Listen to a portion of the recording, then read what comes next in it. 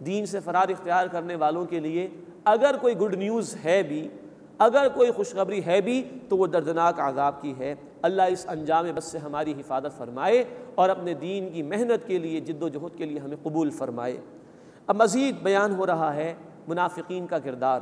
الذین یتخذون الکافرین اولیاء من دون المؤمنین، وہ لوگ کہ جو اہل ایمان کو چھوڑ کر کافروں کو دوست بناتے ہیں۔ یہ ہے نفاق کا کردار، یہ ہے منافق کا کردار۔ ایبتغون عندہم العزہ، کیا وہ ان لوگوں کے پاس عزت تلاش کرتے ہیں؟ فإن العزۃ للہ جمیعا، تو بے شک عزت تمام کے تمام اللہ کے لیے ہے۔ یہ ہے منافقانہ کردار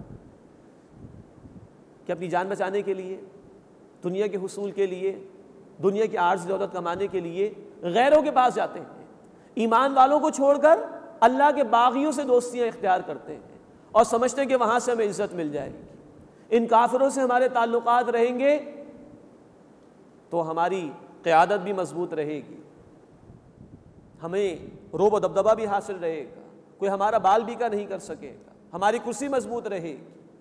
اللہ فرما رہے ہیں کہ فإن العزۃ للہ جمیعا، عزت تمام کی تمام اللہ کے لیے ہے۔ یہ بات ہم پڑھ آئے ہیں سورہ آل عمران آیت نمبر 26 میں، وَتُعِزُّ مَن تَشَاءُ وَتُذِلُّ مَن تَشَاءُ، اے اللہ تو جسے چاہے عزت عطا فرمائے اور جسے چاہے ذلیل اور رسوا فرماتے۔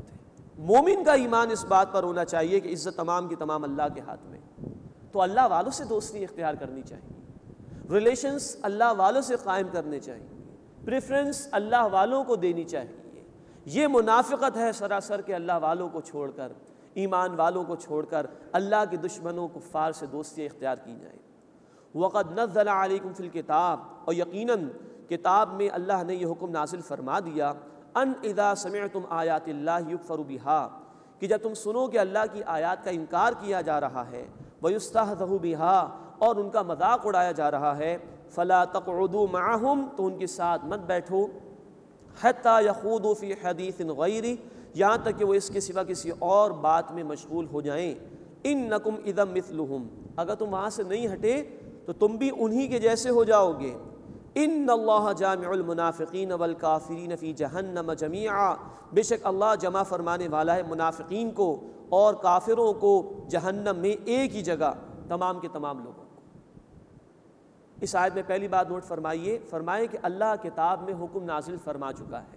یہ اشارہ ہے سورۃ الانعام آیت نمبر 68 کی طرف، وہ مکی صورت ہے، وہاں الفاظ آئے تھے کہ وَإِذَا رَأَيْتَ الَّذِينَ يَخُوضُونَ فِي آيَاتِنَا فَأَعْرِضْ عَنْهُمْ، اے نبی صلی اللہ علیہ وسلم جب آپ ان لوگوں کو دیکھیں جو ہماری آیات میں جھگڑتے ہیں، ان کے ساتھ مذاق کرتے ہیں، تو ان کے ساتھ اعراض کا رویہ اختیار کیجیے۔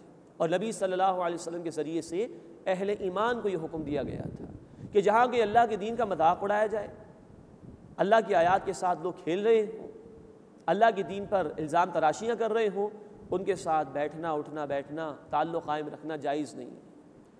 اس کا اشارہ یہاں کیا جا رہا ہے کہ یقیناً اللہ تعالیٰ کتاب میں حکم نازل فرما چکا ہے کہ جب دیکھو کہ اللہ کی آیات کا انکار کیا جا رہا ہے، اللہ کی آیات کا مذاق اڑایا جا رہا ہے، تو ان لوگوں کے ساتھ مت بیٹھو۔ اگر تم ان کے ساتھ بیٹھے رہے تو انہی کے جیسے ہو جاؤ گے۔ ہمیں تو حکم یہ ہے کہ ہم برائی کو مٹانے کی کوشش کریں۔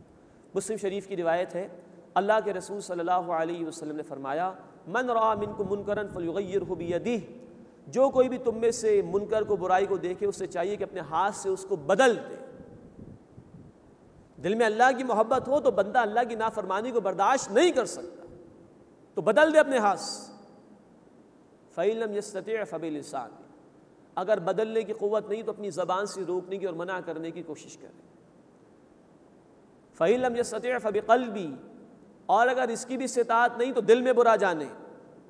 وَذَلِكَ ضَعْفُ الْإِيمَانِ، لیکن یہ درجہ ایمان کا کمزور ترین درجہ ہے۔ دل میں کم از کم تمنا ہو کہ میں بدلوں گا اس کو، اور اگر یہ بھی نہیں ہے تو پھر ایمان کی نفی کر دی گئی۔ اور ایک اور روایت ہے مسلم شریف کی، اس کے بعد ایمان رائی کے دانے کے برابر بھی دل میں باقی نہیں ہوتا۔ تو پہلا درجہ یہ کہ اگر کہیں اللہ کی آیات کا مذاق اڑایا جا رہا ہے تو اس کو روکنے کی کوشش کی جائے، اس برائی کو بدلنے کی کوشش کی جائے۔ آج بھی طرح طرح کی محافل ہیں، کہیں موسیقی کی محافل ہے، کہیں اللہ تعالیٰ کی نافرمانی پر مبنی اور دین کے صریح احکامات کی خلاف ورزی پر مبنی محافل ہوا کرتی ہیں، محفلیں سجائی جاتی ہیں، مومن کا رویہ یہ ہے کہ اس کو بدلنے کی کوشش کرے، اگر اس کی طاقت نہیں تو زبان سے روکنے کی کوشش کرے، ورنہ کم از کم دل میں ارادہ ہو کہ میں اس کو بدلوں گا، اور وہاں شامل ہونا، وہاں بیٹھنا اس کے لیے جائز نہیں ہے۔ فرمایا اگر تم بیٹھے رہے تو ان کی طرح ہی ہو جاؤ گے۔ A man is known by the company he keeps۔ انسان اپنی صحبت سے پہچانا جاتا ہے، اگر تم بیٹھے رہے تو تمہارے دل بھی ویسے ہی ہو جائیں گے۔ اور آخر میں فرمایا ان اللہ جامع المنافقین والکافرین فی جہنم جمیعا، بے شک اللہ تعالیٰ منافقوں کو اور کافروں کو سب کے سب ان سب کو جہنم میں جمع فرمانے والا ہے۔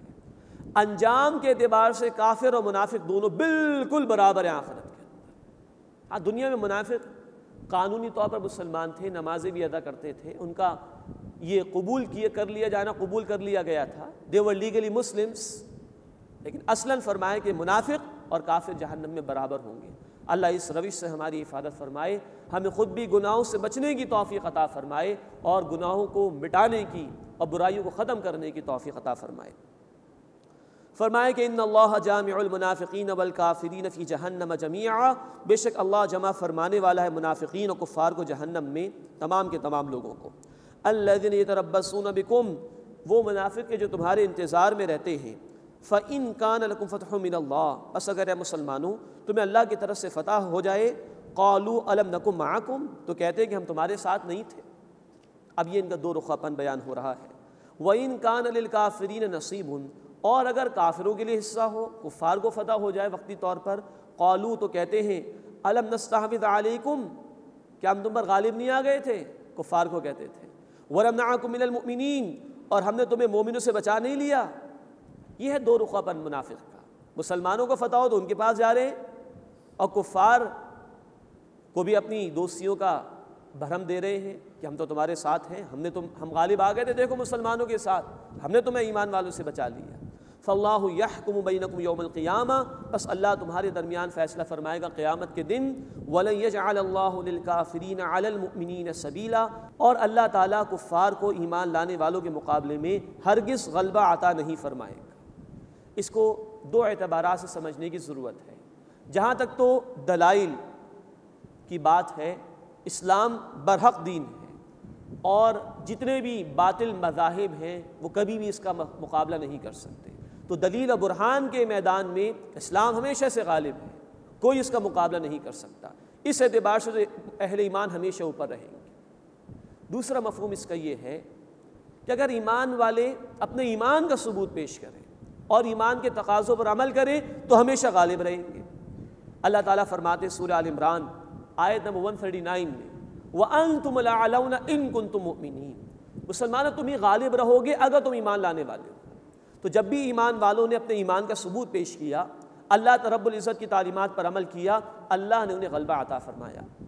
لیکن جب بھی ایمان والے ایمان کے تقاضوں سے دور ہو جائیں گے، اللہ کے دین کے تقاضوں کو چھوڑ دیں گے، تو وہ ذلت اور رسوائی میں مبتلا ہوں گے۔ پھر ممکن ہے کہ عارضی طور پر کفار کا ان پر غلبہ ہو جائے، لیکن بالآخر اہل ایمان ہی کے لیے فتح ہے۔ لیکن شرط لازم یہ کہ ایمان لانے والے ایمان کے تقاضوں پر عمل کریں۔ آج ہماری ذلت اور رسوائی کی بنیادی وجہ یہ ہے کہ آج ہم اللہ کی نافرمانی پر اتر آئے ہیں، اللہ کی کتاب کو ہم نے فراموش کر دیا ہے، اللہ کے دین کی جد و جہد کو ہم نے فراموش کر دیا ہے۔ آج اگر اللہ کے دین کی جد و جہد پر ہم آ جائیں تو اللہ کے وعدے ہیں، سورہ محمد صلی اللہ علیہ وسلم آیت نمبر 7 اور سورہ الحج آیت نمبر 40 میں، کہ اگر تم اللہ کی مدد کرو گے یعنی اس کے دین کی مدد کرو گے، اللہ تمہاری مدد فرمائے گا۔ وَلَن يَجْعَلَ اللَّهُ لِلْكَافِرِينَ عَلَى الْمُؤْمِنِينَ سَبِيلًا، اور اللہ تعالیٰ ہرگز کفار کو اہل ایمان کے مقابلے میں غلبہ نہیں عطا فرمائے گا۔ ان المنافقین یخادعون اللہ وہو خادعهم، بے شک منافقین اللہ کو دھوکہ دینے کی کوشش کرتے ہیں اور اللہ انہیں ان کے دھوکے کا جواب دیتا ہے۔ مراد یہ کہ یہ مسلمانوں کے پاس جاتے ہیں اپنے ایمان کے دعوے کرتے ہیں، کفار کے پاس جاتے ہیں اپنی دوستیوں کا اظہار ان سے کرتے ہیں، تو گویا اپنی دانش سے سمجھ رہے ہیں کہ بہت اچھے جا رہے ہیں۔ فرمایا کہ وَهُوَ خَادِعُهُمْ، اللہ انہیں ان کے دھوکے کا جواب دے گا۔ دنیا بھی ہاتھ سے جائے گی، اہل ایمان کو غلبہ ہو جائے گا، کفار مٹا دیے جائیں گے، اور آخرت بھی ہاتھ سے جائے گی کیونکہ یہ ایمان کے جھوٹے دعوے کر رہے ہیں اور ایمان کے تقاضوں پر عمل نہیں کر رہے۔ وَإِذَا